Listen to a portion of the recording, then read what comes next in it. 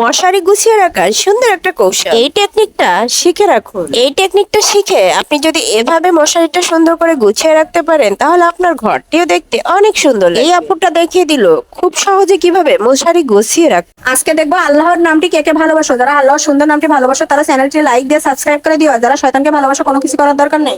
দেখে রাখেন, শিখে রাখেন অসাধারণ কিছু আইডিয়া। যারা এই জুতা পরি তারা যদি জুতার ফিতাটা এরকম ঠিকঠাক ভাবে বাঁধতে পারে, তাহলে কিন্তু দেখতে অনেক সুন্দর লাগে। দেখুন ইউনিক ভাবে কত সহজে জুতার ফিতা বাঁধা যায়। কি এই আইডিয়াটা আপনাদের কেমন লাগলো কমেন্ট করে জানাবেন।